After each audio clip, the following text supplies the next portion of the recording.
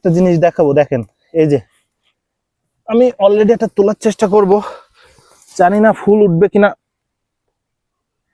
S সে ভেঙে গেল। A few moments later.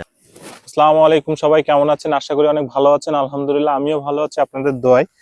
তো একটা কথাই আছে, কষ্ট করলেই কেষ্ট মেলে। তা আসলে এটা অতি বাস্তব কথা।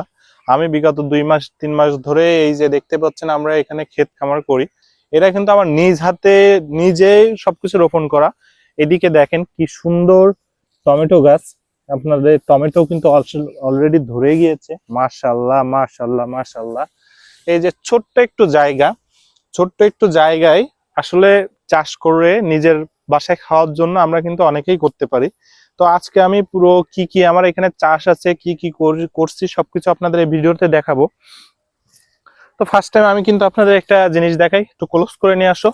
এই যে দেখছেন আলহামদুলিল্লাহ কত বড় একটা ব্রোকলি। এটা ব্রোকলি অনেকেই কি বলে ডাকে আমি জানি না, অনেকে অনেক নামে চিনতে পারে, বাট আমাদের এখানে সবাই এটা ব্রোকলি হিসেবে চিনে। আমি একটু পরে ব্রোকলিটা তুলবো। আর এদিকে নিয়ে আসো।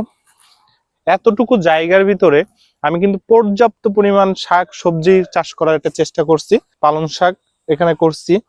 আমি যদি একটু দূরে যাই, এখানে এই যে লাল যেগুলো দেখতে পাচ্ছেন, যে লাল কফি বলে না, যেটা আমরা চিনি যে লাল কফি, যে লাল কফি কিন্তু এগুলো লাল কফি বলে। আর এখানে কিন্তু অলরেডি দেখতে পাচ্ছেন একটা মান কচু বা কচু গাছ যেগুলো বলে, কচু চাষ করা আছে।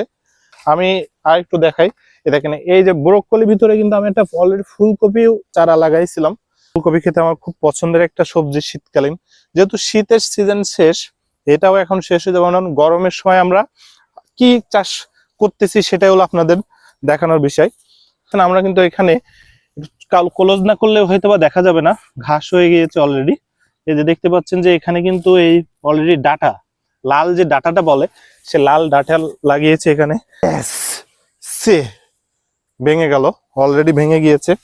এই যে ফুল যে মূলা দেখতে পাচ্ছেন, আসলে মূলা কত বড় যে মূলা সেটা আপনারা ধারণা করতে পারবেন না। আমি পারলাম না একটা তুলতে, আরেকটা ট্রাই করেই দেখি আরেকটা তুলতে পারি কিনা। এটা ট্রাই করে দেখি।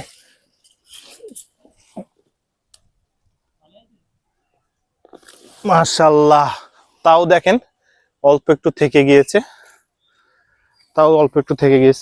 যাই হোক। এই যে মূলা, এটা কিন্তু আসলে আমি একটা কথা বলতে চাই যে কষ্ট করলে কেষ্ট মেলে, এটা অতি একটা বাস্তব বিষয়। আমি কষ্ট করে অল্প একটু জায়গা খুঁজে এই মূলা লাগিয়েছিলাম, তার ফসল আজকে এই ফলন। আপনি যদি কষ্ট না করেন, বাসায় শুয়ে থাকেন, তাহলে কিন্তু আপনি এই ধরনের ফসল বা করতে পারবেন না। তো যতটুকু সময় পান, যাই করেন, ফাঁকে গোছে সময় করে একটু লাগিয়ে রাখবেন, মাঝে মাঝে পরিচর্যা করলেন, সমস্যা কি? সমস্যা নাই তো। সর্বশেষ আমি যেটা বলছিলাম, যে আপনাদের যতটুকু জমি আছে, অল্প একটু জমি পরিত্যক্ত পড়ে আছে, কিছু চাষ হচ্ছে না, সেসব জায়গায় আপনারা কিছু ফসল করেন, শাক লাগান, সবজি লাগান, নিজে বাসার জন্য খাওয়ার জন্য তো করতে পারেন, তাই না? করলে তো খারাপ কিছু নাই, তাই না? তো যাই হোক, আমার ভিডিওটা কেমন লাগলো সবাই জানাবেন।